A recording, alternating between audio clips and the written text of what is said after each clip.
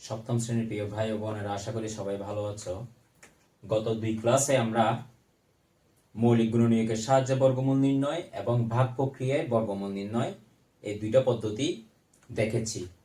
আজকে আমরা দেখব 3 নম্বরে যে অঙ্কগুলো আছে সেগুলো কিভাবে আমরা সমাধান করব, এবং তোমাদের সৃজনশীলে মূলত এই টপিকগুলো থেকে অঙ্ক আসবে। তাইলে এখানে দিছে কি দেখো, নিচের সংখ্যাগুলোকে কোন ক্ষুদ্রতম সংখ্যা দ্বারা গুণ করলে গুণফল পূর্ণবর্গ হবে।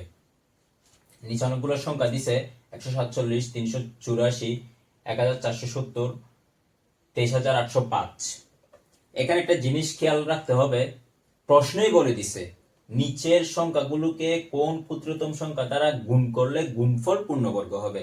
তার মানে কি দাঁড়ালো, এইখানে যে সংখ্যাগুলো আছে সংখ্যাগুলো কি নয়, পূর্ণবর্গ নয়। অর্থাৎ এগুলোকে বর্গমূল করলে আমরা পূর্ণবর্গ সংখ্যা পাবো না। অর্থাৎ আমরা যেমন ধরো 16কে যখন আমরা বর্গমূল করছি কত পাইছি, 4। তাহলে এই পূর্ণ সংখ্যাগুলো আমরা কি পাবো না, এগুলোকে যখন আমরা বর্গমূল নির্ণয় করব। তাহলে এগুলোর সাথে কোন একটা ক্ষুদ্রতম সংখ্যা, কিন্তু ক্ষুদ্রতম সংখ্যাটা কত সেটা আমরা জানি না এখনো। অঙ্ক করলে তখন আমরা বের করব। সেটা 1 হইতে পারে, 2 হইতে পারে, 1 না 1-এর চেয়ে বড়, 2 হইতে পারে, 3 হইতে পারে, 4 হতে পারে, যে কোনো সংখ্যা হতে পারে। তো সেই সংখ্যাটা কত, সেই সংখ্যাটা আমরা বের করব। তাহলে কতে কত দিছে, 147। খেয়াল রাখতে হবে এই ধরনের অঙ্কগুলা তোমরা গুণনীয়কের সাহায্যে করতে পারবা, আবার ভাগ প্রক্রিয়ায়ও করা যাবে। তো আমরা দুইভাবেই এই অঙ্কগুলোর সমাধান করব। আমরা প্রথমে গুণনীয়কের সাহায্যে সমাধান করব। তাইলে দেখো, গুণনীয়কের সাহায্যে যদি সমাধান করি, 147 যদি লিখি, তাহলে এটাকে যদি 3 দিয়ে ভাগ দিই, তাহলে এটাকে 3 দিয়ে ভাগ যাচ্ছে কিনা আমার থেকে দেখতে হবে। 147 3 4 কত, 12, 2 7, 3 9 27, 0। তাহলে কত আসছে, 49। তাইলে 49 3 দ্বারা দিলে, তাহলে এটাকে তো 3 দিয়ে ভাগ যাবে না, তাহলে কত দিয়ে যাবে, 7 দিয়ে যাবে। 7 7 49। তাহলে এটা শেষ, ঠিক আছে। তাইলে আমি 147 সমান লিখতে পারি কত, সমান সমান 3 গুণ 7 গুণ 7, ঠিক আছে। তাইলে একটা জিনিস খেয়াল করো, আমরা গুণনীয়কের সাহায্যে যখন বর্গমূল নির্ণয় করছিলাম তখন আমরা জোড়ায় জোড়ায়, এক জোড়া 7 এবং 7 সেটা যতই থাকুক, তাহলে জোড়া থেকে কয়টা লিখছিলাম, একটা লিখছিলাম। আর যেটা এক্সট্রা এখানে একটা কি আছে, 3 থেকে গেল, তাহলে আমি সেই 3টা তো আর লিখতে পারবো না। তাইলে 3টা কি, একটা 3 থেকে যাচ্ছে, ঠিক আছে। তাইলে এটা দ্বারাই বুঝতে পারলাম আমরা সংখ্যাটা কি নয়, পূর্ণবর্গ নয়, ঠিক আছে। তাইলে এখানে লিখতে হবে, এখানে একটা 3 জোড়বিহীন,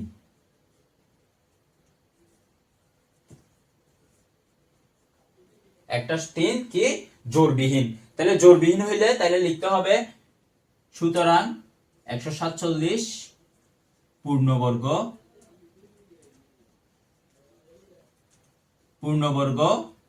সংখ্যা নয়।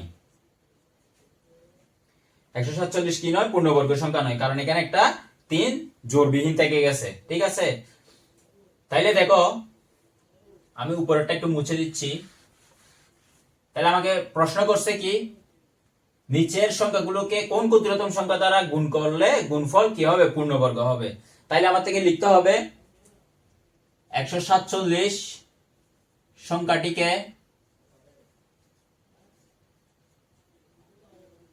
ক্ষুদ্রতম সংখ্যা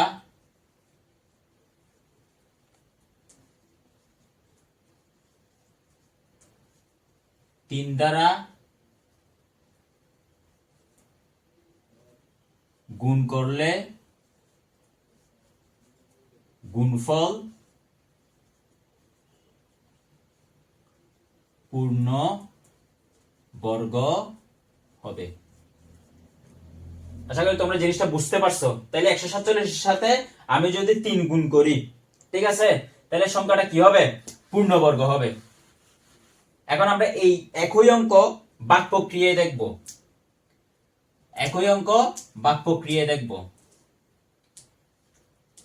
তাহলে ভাগ প্রক্রিয়ার নিয়ম কি? একক স্থানীয় অঙ্ক অর্থাৎ বাম পাশ থেকে জোড়ায় জোড়ায় ভাগ করা, তারপর এদিকে যেই সংখ্যাটা বসাবো ঠিক একই সংখ্যার সাথে এদিকে গুণ করা। তাহলে এককে 1, তাহলে এখানে কত নামবে? 47। একের দ্বিগুণ কত? 2। তাহলে 2 এর সাথে এখানে যত সংখ্যা বসাবো সেটা গুণ করতে হবে। তাহলে 4 4, তাহলে এখানে 2 বসাইলে এখানে 2, তাহলে 4 46। ঠিক একই ভাবে এখানে কত থাকতেছে? ভাগফল আমার 0 মিলে নাই, এখানে থাকতেছে 3 বাকি আছে, ঠিক আছে। তাইলে ঠিক একই ভাবে এইভাবেও করলে তোমরা লিখতে পারবো 100 সংখ্যাটি যখন আমি ভাগ প্রক্রিয়ায় এখানে 3 অবশিষ্ট আছে, তাইলে সংখ্যাটা পূর্ণবর্গ নয়, তাইলে সংখ্যাটার সাথে 3 গুণ করলে গুণফল পূর্ণবর্গ হবে। 3 গুণ করলে জিনিসটা এটাও একটু ক্লিয়ার করে নাও। যেমন ধরো 147 এর সাথে কত গুণ করলে? 47। 3 গুণ করলাম, 3 সাথে কত? 21, 2, 3 4 12, 12 সাথে 2 গুণ করলে কত হয়? 14। তারপর 3 কে 3, হাতে আছে কত? 1।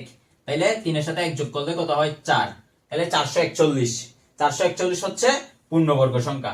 এই জিনিসটাই মূলত বুঝাইছে, ঠিক আছে।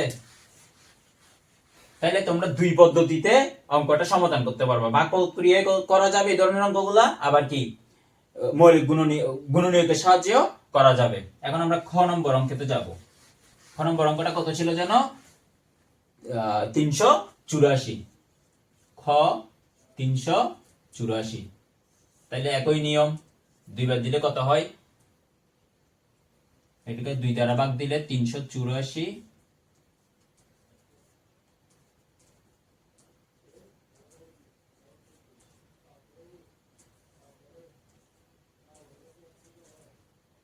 তাহলে 192। এটাকে আবার কত দিয়ে দিতে হবে? 2 দ্বারা দিতে হবে। তাহলে 2 দ্বারা, যেহেতু জোড় সংখ্যা, তাইলে কত হয়? 9 দুগুণে 18, 96। 2 দিয়ে দিলে 48, 2 দিয়ে দিলে 24, 2 দিয়ে দিলে 12, 2 দিয়ে দিলে 6, 2 দিয়ে দিলে 3। তাহলে আমরা গুণনীয়কগুলো কি পাই গেছি, ঠিক আছে। তাহলে গুণনীয়কগুলো যখন পাইছি, তাহলে আমরা লিখব 384 সমান 2 কয়টা? 1টা 2টা 3টা 4টা 5টা 6টা 7টা। তাহলে 2 গুণ 2 গুণ 2 গুণ 2 গুণ 1 2 3 4 5 6 7 গুণ 3 3। তাহলে 1 2 3 4 5 6 7, এখানে আছে 3। তাইলে এটা সমান সমান কত? তাইলে দেখো এখানে আমি যদি জোর করি, 1টা 2টা, তাহলে 1 2 2 গুণ 2, কয়টা গেছে? 1 2 3 4 গুণ 2 গুণ 2, তাহলে কয়টা গেছে? 4। তাহলে বাকি জোড়বিহীন আছে কত? এই দুইটা, 2 গুণ 3, তাহলে গুণ 2 গুণ 3, ঠিক আছে। তাহলে এখানে লিখতে হবে, আমরা এর আগের অঙ্ক কয়টা পাইছিলাম? 1টা। এখানে পাইছি কয়টা? 2টা। তাহলে 2টা যখন পাইছি, এই দুইটা কি করে দিতে হবে? গুণ করে দিতে হবে। 3 এর সাথে 2 গুণ করলে কত হয়? 6, ঠিক আছে। তাহলে দেখো এটা একটু মুছি।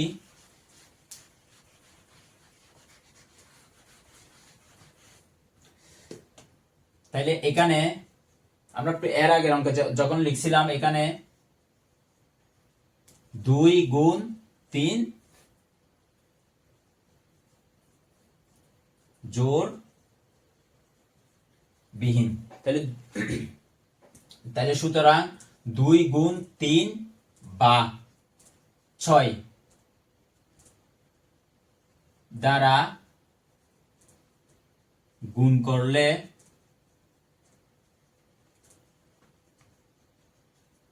গুণফল পূর্ণবর্গ হবে। পূর্ণবর্গ হবে। তাহলে সুতরাং নির্ণেয়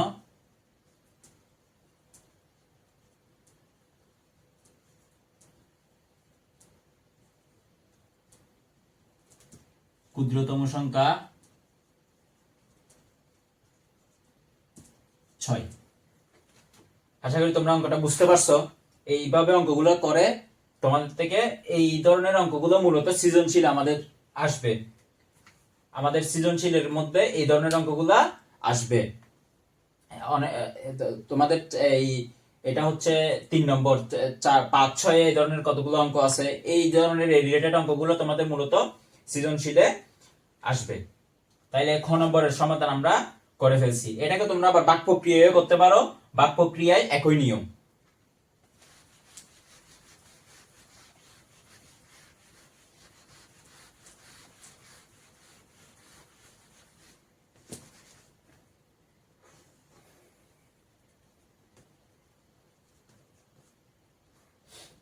গতে আছে কত 1470। তাহলে 1470 কি সংখ্যা? 1470 হচ্ছে জোড় সংখ্যা। তাহলে এটাকে 2 দ্বারা যখন ভাগ দিব কত হবে? 1470 7 দুগুণে কত 14, 70 নামাইলে সরি 7 যখন নামাবো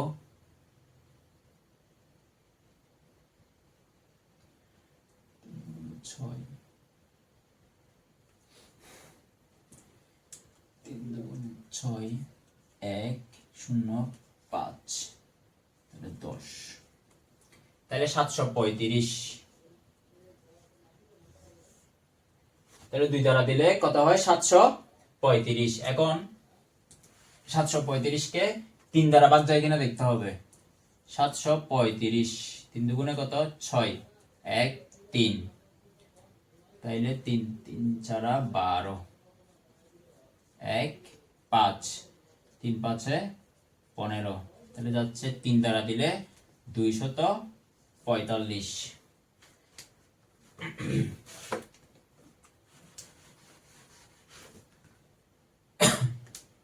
এখন 5 দিয়ে দিব, এটাকে 5 দিয়ে ভাগ দিলে হয় 49।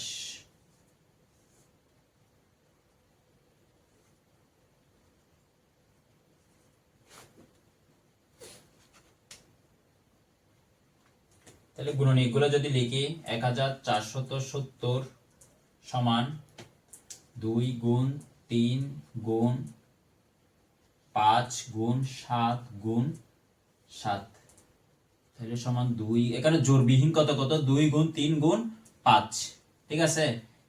তাহলে এই তিনটা সংখ্যা একসাথে কি করতে হবে? গুণ করতে হবে। এই তিনটা সংখ্যা যখন একসাথে গুণ করব তখন আমাদের যে সংখ্যাটা বের হবে সেটাই হচ্ছে ক্ষুদ্রতম সংখ্যা। এভাবে যদি যতটা সংখ্যা জোড়বিহীন থাকবে, যতটা সংখ্যা জোড়বিহীন থাকবে ততটা সংখ্যায় আমার থেকে গুণ করে দিতে হবে। গুণ করার পরে যে সংখ্যাটা আসবে সেটাই হবে ক্ষুদ্রতম সংখ্যা। সেই সংখ্যার সাথে এই 1470 এই সংখ্যাটা যখন আমি গুণ করব তখন গুণফলটা হবে মূলত পূর্ণবর্গ সংখ্যা। তাহলে এখানে লিখতে হবে 2 গুণন 3 গুণন 5, বা তাহলে গুণ করলে কত হয়? 3 দুগুণে 6, 5 6 30। আগে লিখতে হবে জোড়বিহীন।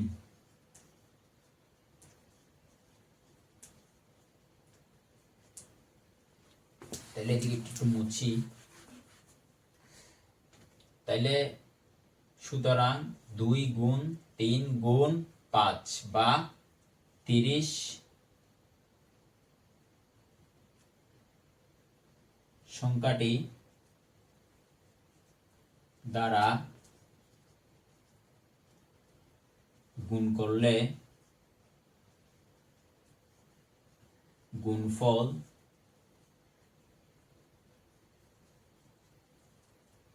পূর্ণবর্গ হবে। এখানে লিখতে পারো 30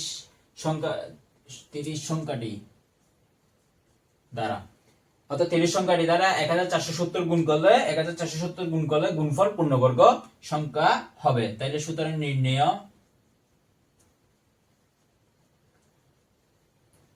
পূর্ণবর্গ সংখ্যা নির্ণয় ক্ষুদ্রতম সংখ্যা, এখানে হবে ক্ষুদ্রতম, পূর্ণবর্গ না, ক্ষুদ্রতম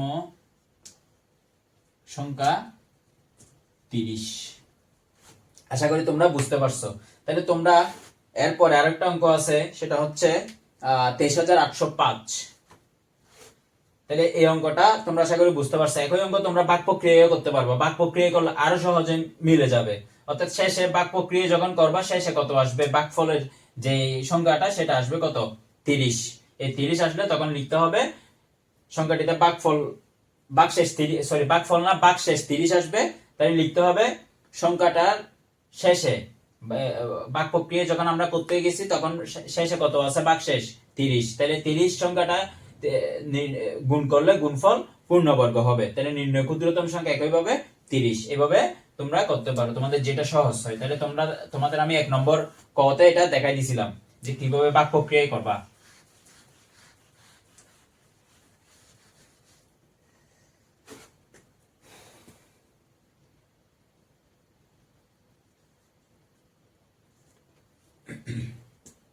তাহলে 23,805। তাহলে এটাকে একইভাবে আমি গুণনীয়কের সাহায্যে করব।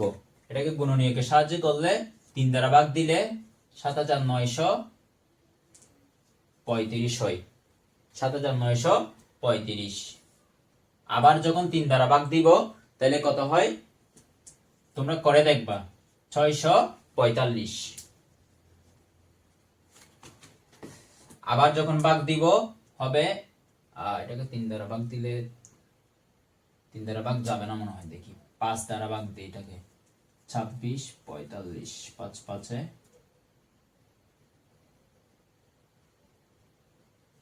25, 1 4 10। তাহলে 4 নামলে 5, 5 9 45। তাহলে এটাকে 5 দ্বারা ভাগ যাবে, 0। তাহলে 5 দ্বারা ভাগ দিলে হয় 529। তাহলে আমরা একটা অঙ্ক করছিলাম, 529কে 529 এর বর্গমূল কত ছিল, 23। ঠিক আছে। তাহলে ঠিক একইভাবে, তাহলে এখানে দুইটা জোড়া আছে, এটা একটা জোড়া, এটা একটা জোড়া, মাঝখানে এটা কত, জোড়বিহীন।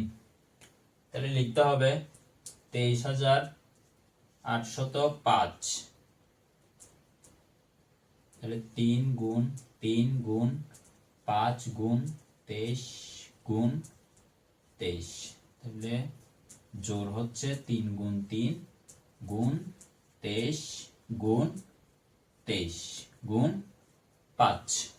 ঠিক আছে। তাহলে লিখবা একইভাবে তোমরা এটা লিখতে হবে এখানে,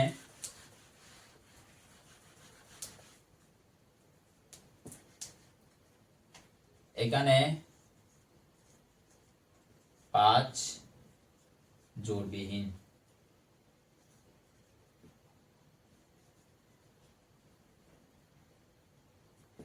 সংখ্যাটার সাথে, সুতরাং সংখ্যাটির সাথে 5 গুণ করলে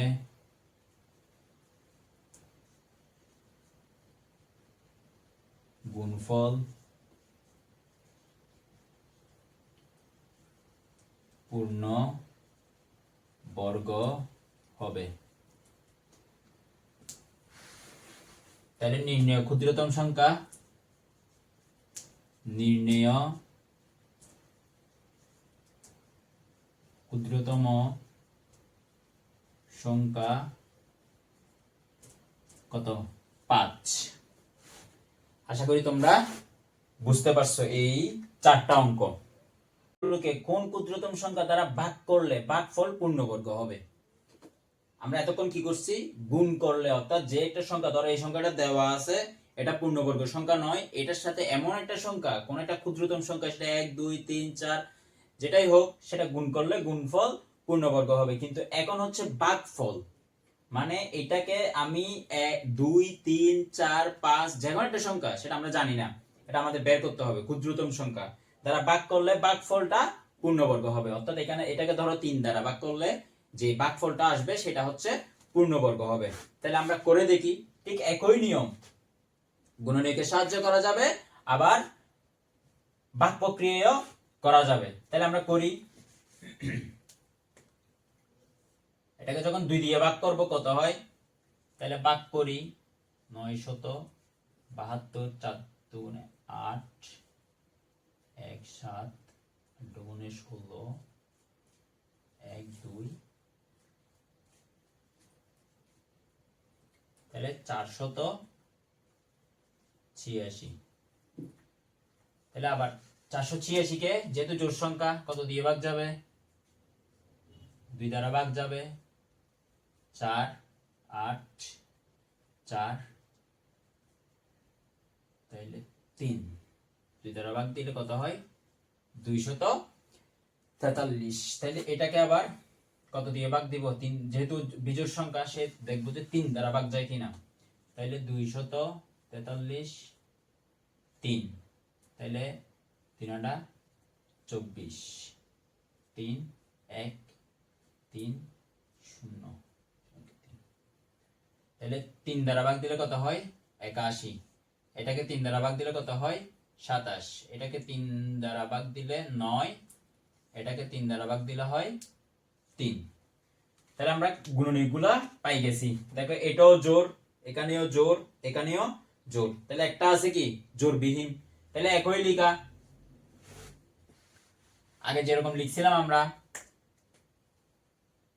972, তাহলে 2 কয়টা, 2টা 2 গুণ 2, তারপর হচ্ছে 1 2, 3 গুণ 3, 3 কয়টা, একটা 2টা 3টা 4টা, 1 4 গুণ 3।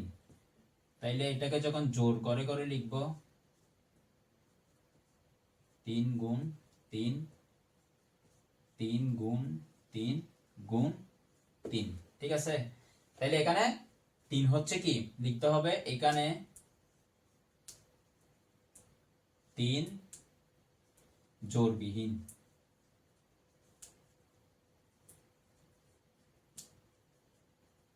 এখানে 3 জোড়বিহীন, সুতরাং সংখ্যাটিকে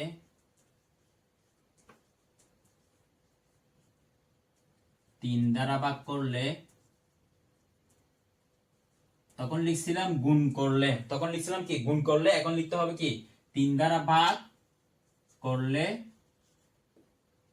ভাগফল পূর্ণবর্গ হবে।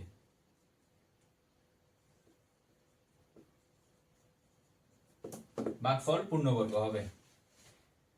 তাহলে আশা করছি তোমরা এটা বুঝতে পারছো। তাহলে খতে আছে আমাদের কত 4056। ঠিক একই ভাবে আমরা গুণনীয়কগুলা বের করব, ঠিক আছে। তাহলে গুণনীয়কগুলো বের করলে এটাকে 2 দ্বারা ভাগ দিলে কত হয় 0 দিকে 28, এটাকে 2 দ্বারা ভাগ দিলে 10 14, তারপর এটাকে 2 দ্বারা ভাগ দিলে 5 0 7, তারপর এটাকে 3 দ্বারা ভাগ দিলে হয় কত 3 18, 3 27, তাহলে 13। তাহলে এটার গুণনীয়কগুলা হচ্ছে কত কত 2 2 2 3 13 13, ঠিক আছে। তাহলে এখানে জোড়বিহীন কোনটা, এটা জোড় এটাও জোড়, এই দুইটা কি জোড়বিহীন, ঠিক আছে। তাহলে এখন আমরা লিখব 4056 সমান 2 গুণ 2 গুণ 2 গুণ 3 গুণ 13 গুণ 13, তাহলে এই দুইটা জোড়, মাঝখানে 2 গুণ 3, আবার এদিকে এই দুইটা জোড়, ঠিক আছে। তাহলে আমরা লিখব একই ভাবে, এখানে 2 গুণ 3 বা 6 জোড়বিহীন,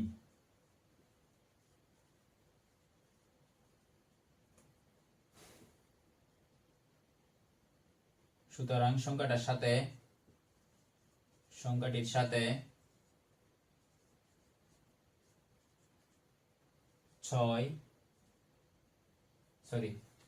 সংখ্যাটিকে ভাগ করলে সংখ্যাটিকে 6 দ্বারা ভাগ করলে ভাগফল পূর্ণবর্গ হবে। আশা করি বুঝতে পারছো। এটাই হচ্ছে এই অঙ্কের নিয়ম। এখানে আরেকটা অঙ্ক আছে, সেটা আমরা সমাধান করব। সেটা হচ্ছে গ নম্বর অঙ্ক। এই অঙ্কটা তোমরা তুলে নিবা।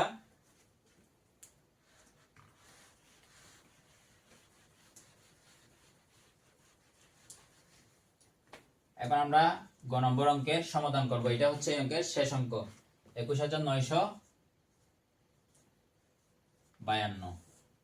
একইভাবে গুণনীয়কের সাহায্যে এটা কত হবে করতে হবে। তাহলে এটাকে 2 দ্বারা ভাগ দিলে হয় 10,972। তোমরা ভাগ করে দেখবা।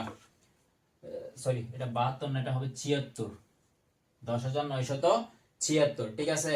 তারপর এটাকে 2 দ্বারা, আবার যেহেতু জোড় সংখ্যা 2 দ্বারা কি ভাগ যাবে, তাহলে 5,488। 2 দ্বারা ভাগ দিলে, আবার যেহেতু এটা জোড় সংখ্যা, কি দিতে হবে 2 দ্বারা ভাগ দিতে হবে, তাহলে 2744। আবার কি যাবে 2 দ্বারা ভাগ যাবে, তাহলে 1372। তাহলে এখন 2 দ্বারা যদি আবার ভাগ দিয়ে, এটা কত হয় 6 দুগুণে কত 12 1।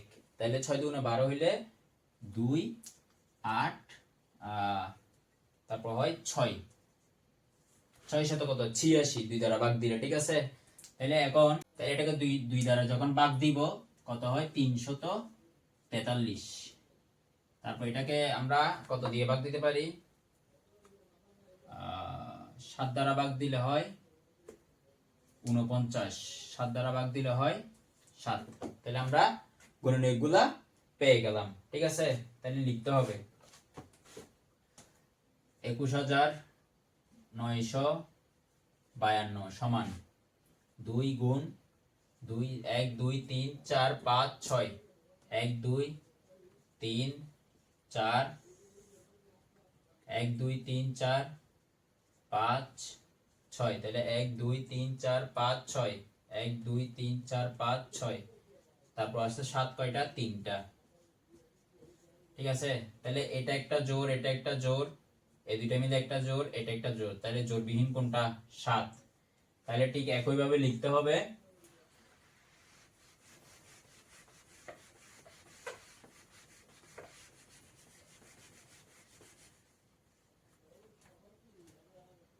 তাহলে সমান তোমরা লিখতে পারো 2 গুণ 2 একটা জোড়, 2 গুণ 2 একটা জোড়, 2 গুণ 2 একটা জোড়। তাহলে 1 2 3 4 5 6।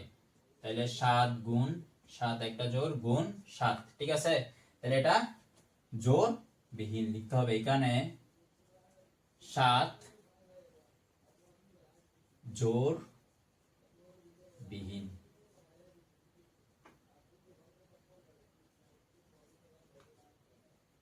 সুতরাং সংখ্যাটার সাথে সংখ্যাটিকে 7 দ্বারা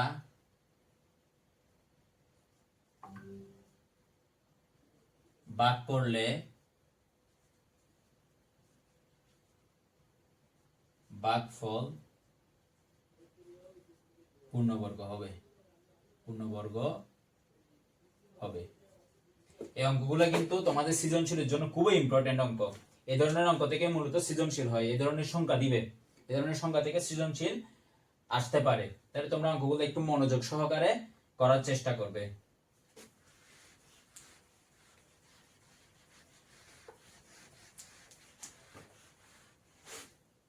পরবর্তী ক্লাসে আমরা পরের অঙ্কগুলো সমাধান করব। তোমরা অবশ্যই চ্যানেলটাকে সাবস্ক্রাইব করে রাখবা, যাতে ভিডিও আপলোড দেওয়ার সাথে সাথে তোমরা অঙ্কগুলা পেতে পারো।